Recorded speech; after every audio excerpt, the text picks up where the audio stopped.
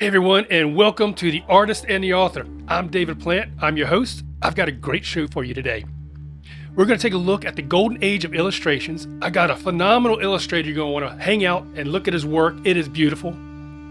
Then I've got on Name That Book. You know, every now and then you come across an illustrator or an author or a book you're not quite sure about, and then you start reading it, and bam, it is an awesome book. Well, this is one of them. Then if you're thinking about writing a book, or you're starting to write a book, and you're not quite sure how to get your thoughts together and do an outline, I'm going to show you how to do it, and I'm going to show you some tools to help you do it. So before we get started, go down, subscribe to my station, click that little dingy bell. That way you get notifications of all my cool uploads, my awesome music, my new videos, and new episodes of Artist and the Author. So let's head on to the show and get started.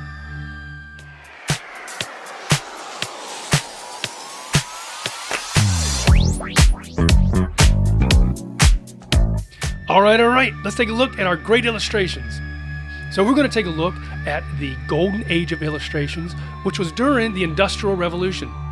This is when technology started to advance, and one of the technologies was in the printing process. It became quicker, it became higher quality, and they were starting to print in color. Then you had the wealth of the families starting to increase. And what it ended up doing was creating this demand for children's book and illustrated books. And what ended up happening because of that was just blossoming of awesome illustrators. So one of the illustrators we're going to take a look at today is Arthur Rackham. So Arthur, he was born in London, England in 1867. He died in 1939. And his specialty was pen and ink and watercolor. And one of his main clients that he did a lot of prints for, a lot of illustrations for, were the fairy tales for Brothers Grimm. So we're going to take a look at a couple of these examples. So the first example we're going to take a look at is Snow White in Rose Red.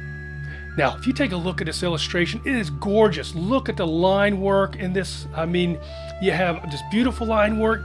What he's done with the watercolor, he's made most of the colors kind of monotone, and he has highlighted the main characters of the illustration in brighter colors. That really draws your eye into it. And then he's kind of framed out a little bit on the top with darker pen work. So this whole composition, these two girls really pop out, and then you got this little splash of red down at the bottom of the other little character. So this story is about two sisters who are very close and live together with their mother in a little cottage. The sisters, Snow White and Rose Red, are named because of the color of the clothes they wear. So the story emphasizes themes of kindness, bravery, and the bond between siblings. It's a great illustration. The next one of my favorites, Spindle, Shuttle, and Needle. So you can take a look at this composition. It is gorgeous. Zoom in here a little bit. You can see the pen work in the stone, how he's used the ink to just really create some nice dark shadows. And one of my favorite is how he has created so much movement with the hair and how it swirls around. And he's created this curve in the wall, which just kind of brings your whole eye looking to see what you can see around the corner. Gorgeous, gorgeous illustration. So this particular one, this tells a story of a hardworking and kind orphan girl who lives with her grandmother. The girl is skilled in spinning, weaving, and sewing. And she spends her days working diligently with her spindle, shuttle, and needle. So the story highlights the themes of hard work, skill, and resourcefulness. So our next one, and I love this illustration, it's gorgeous. So this is the hut in the forest. And one thing you will notice with this illustration is how he has brought the eye into the center by creating all this darkness around with the pen and ink, and creating these light areas in the center by really just leaving out any type of line work. And then he throws a little bit of splash of color in it. But I mean, if you zoom in and you look at the wood grain, you got the cow and the chicken in the background, and you got the old man with his beard so long it's kind of hanging down, and it's just, I just love all the detail in it. So the hut in the forest, the story revolves around a young girl who is sent by her father to seek shelter in a hut deep in the forest. The girl is kind and hardworking, and she meets three animals, a rooster, a hen, and a cow, who live in the hut. She takes care of them, showing kindness and compassion. So the story emphasizes themes of kindness, compassion, and the rewards of a good heart. But the illustration is just it just makes the story. I mean, you can see the whole story just within the drawing. Next one that's a bit more comical, I think. So this is called The Three Surgeons. And if you take a look how he has used just minimalist on this wall, he's put a little bit of texture in it, and it makes it look like the old European stucco finishes. And then I love the sign up here. Look at the detail on the sign. It literally looks like planks of wood that have been hand painted. So the style of the character, looks very folk-like versus what his normal characters look like. And then again, he does such a marvelous job with pulling you into the picture. Because if you look closer, you can see inside the little tavern. And you've got the dishes in the background, you got the waitress walking around, and then you got one of the doctors. It looks like he's stealing some of the money off the table where they're playing poker. So this story tells of three surgeons who each boast about their surgical skills to prove who's the best, and they agree to perform a challenge to remove parts of their bodies and reattach them the next day. So this story really revolves around boasting about one's abilities and bragging, and then what happens when you brag and it doesn't turn out the way you want it to turn out. So these are some of his many illustrations. They are fantastic work. I personally am a fan of pen and ink, but Author has done a great job with all his illustrations. I highly recommend take a look at more of his work, dive into it, and you will just love what he's done. So let's head on over to our next segment. I've got this book. I'm telling you, you're going to love it. So here comes Name That Book.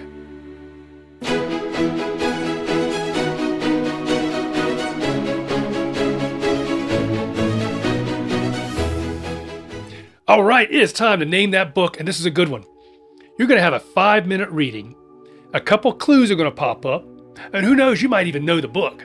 But if you don't, I'm going to tell you what book it is, what it's about, and you can decide whether or not you're going to read it. All right, so here we go. Name that book.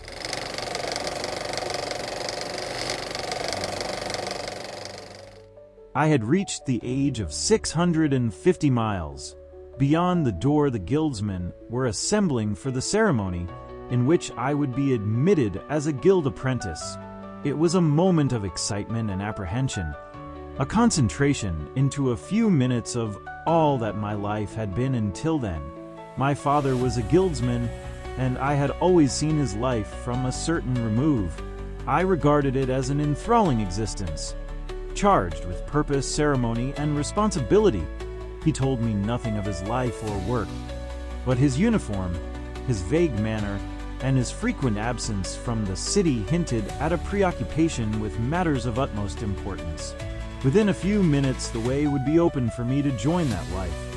It was an honor in a dawning of responsibility, and no boy who had grown up inside the confining walls of the creche could fail to respond to the thrill of this major step. The creche itself was a small building at the very south of the city. It was almost totally enclosed, a warren of corridors, rooms, and halls. There was no access to the rest of the city, except by way of a door, which was normally locked, and the only opportunities for exercise existed in the small gymnasium and a tiny open space, bounded on all four sides by the high walls of the creche buildings. Like the other children, I had been placed in the charge of the creche administrators soon after my birth, and knew no other world, no memories of my mother. She had left the city soon after my birth. It had been a dull but not unhappy experience. I had made some good friends, and one of them, A boy a few miles older than me called Gelman Jace had become an apprentice guildsman a short time before me. I was looking forward to seeing Jace again.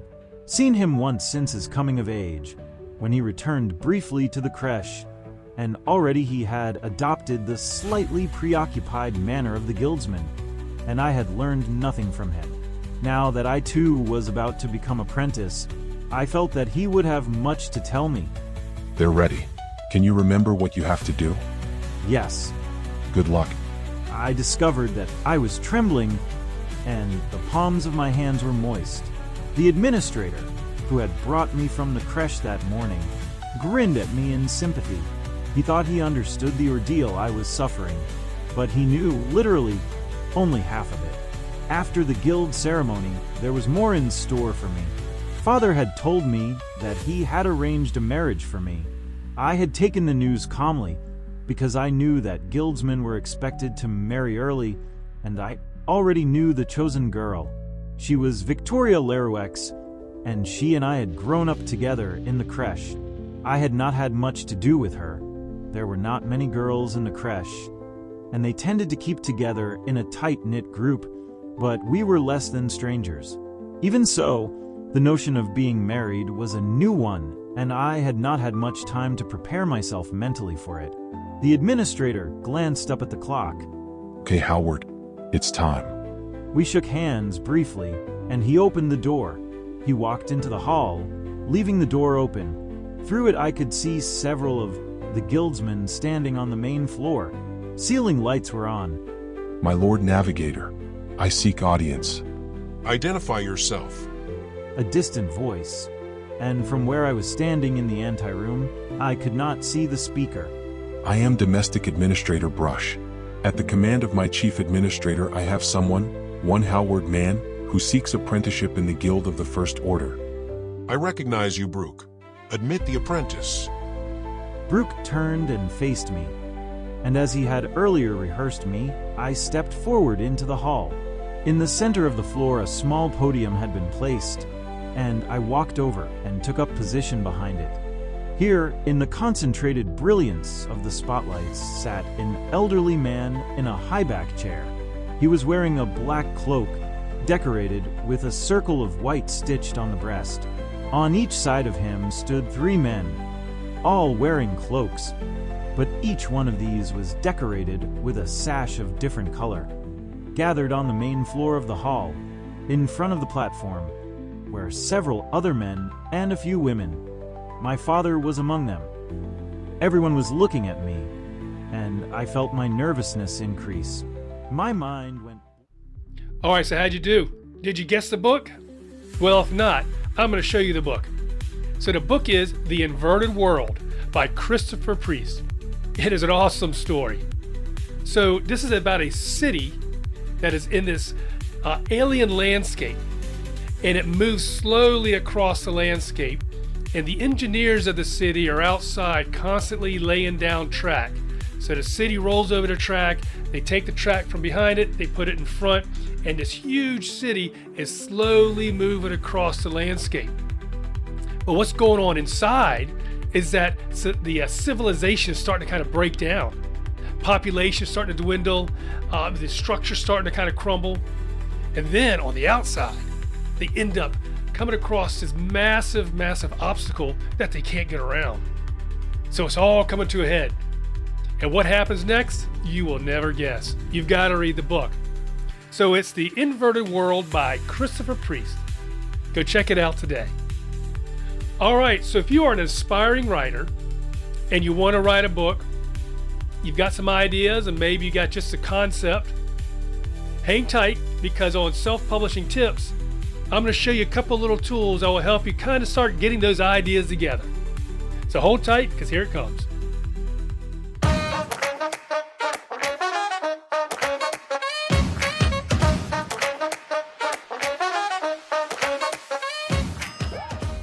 All right, welcome to the Self-Publishing Tips section. We're going to take a look at outlining our story. So all you new aspiring writers, this is kind of going to help you start developing your story. So the first thing we need to do, let's take a look at the parts of a story. So we have got the title and the premise. So that is the title is obviously whatever your novel or whatever type of book you're doing is. You've got your premise, which is a brief summary of the novel's central ideas and storyline. Then you've got the introduction, the setting. Then you got the main characters. Then you've got the initial conflict. This is what basically the story is about. Then you've got your setup. So you've got your opening scene that kind of pulls in your audience, right? Gets them interested, wants to read more. Then you got your inciting incident, kind of keeps this momentum going and building. Then you got your first plot point, which is, so now we see what the story's about, right? And maybe you can have multiple plot points in your story. It's up to you. Then you got your confrontation. So this is starting to bring everything to a climax, right? So now you got the villain involved, right? So then you've got maybe some subplots going on. And then you're going to bring this up to the climax. So the main event in the story. So then you're going to start developing a resolution, which is going to take the climax and bring it back down. And then you've got your epilogue, which is kind of the end of your story. So this is where you're going to either wrap up your story, possibly leave it a little open-ended, kind of keep people questioning, well, kind of wonder what happened with that, with so-and-so and whatever characters. And then maybe you also leave it open for future books. So those are that's the basic gist of a story. So the next thing you're going to want to do is, how do we start putting this an idea together, right? So I'm going to show you a real simple outline. Now, if you are developing a story, you're going to want to have a lot more description that I'm showing here, but this is just kind of a sample. So what I'm doing is, I've got a story about a mouse who journeys across a farmer's field.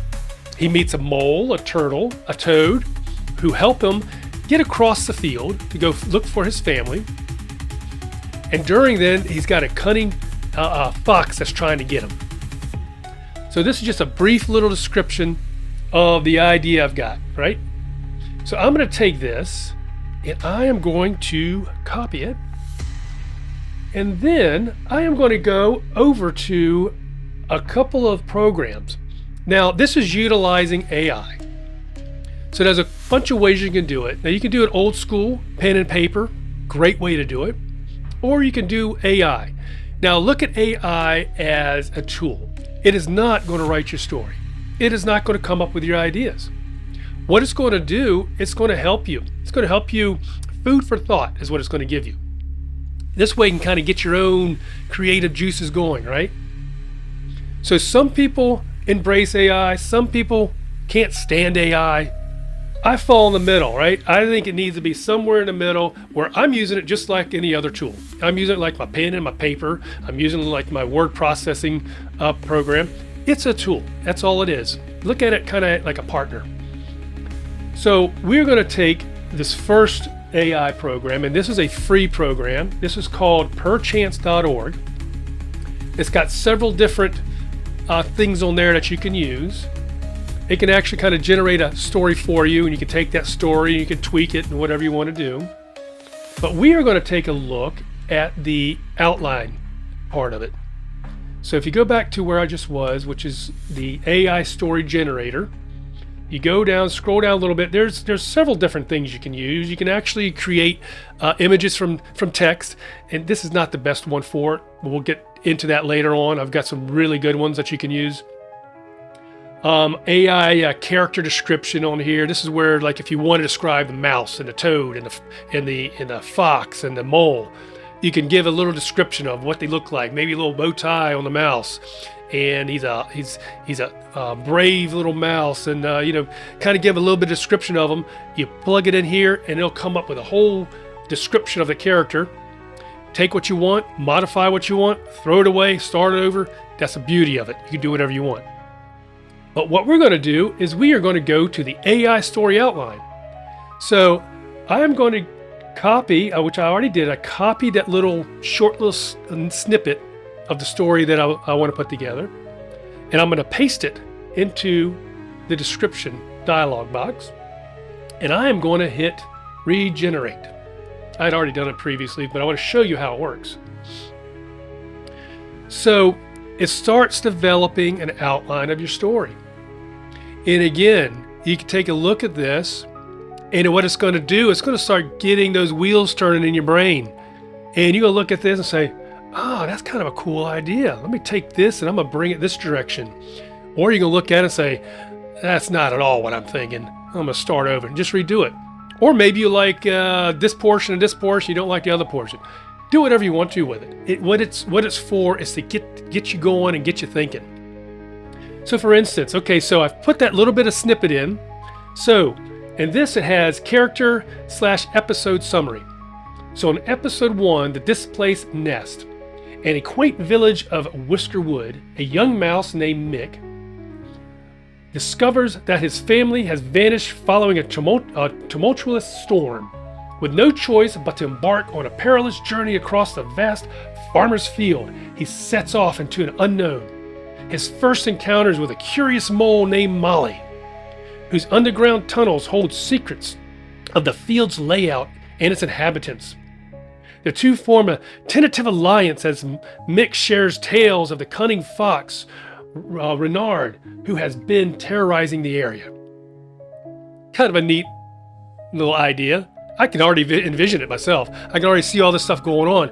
I'll change a lot of stuff in it, names and but it's kind of gets me thinking. That's kind of a neat direction to go, and it goes on and on and on. And again, you can tweak it, adjust it, whoever you want to with it. Another one that I use is called Squibbler, and you may have heard of Squibbler. Lots of advertisement online, and there's a lot of there's several of these programs that will help you with your writing. But this particular one, Squibbler. All right, so let's say I want to create a draft and I want to generate an AI outline, right? So I'm gonna click create and hit AI outline. It's a fiction book, and we're going to title it The Mouse, right? The Mouse. And then I'm going to paste in my little description. And again, you want to have far more than I'm putting in here. And then we are going to hit generate. So now it shows a countdown. Usually doesn't take that long. So we're going to see, oh, it certainly wasn't 30 seconds, but that was a short little description. So here's what this came up with. So part 1, the lost little one. A family separated. Introduces Pip and his family, detailing their separation during a sudden storm. And you can use whatever part that you want. You can use it all, tweak some of it, throw some of it away, start over, completely up to you. So I hope that helped you out today. Hope that kind of gets you started on putting that book together. I hope so, because I love new books. I love to see people read. I love to see people write and to publish their books. So that's our show for today. I hope you enjoyed it, because I enjoyed your company. And remember, always keep drawing, always keep reading, and always keep writing. And until next time, you have a great day.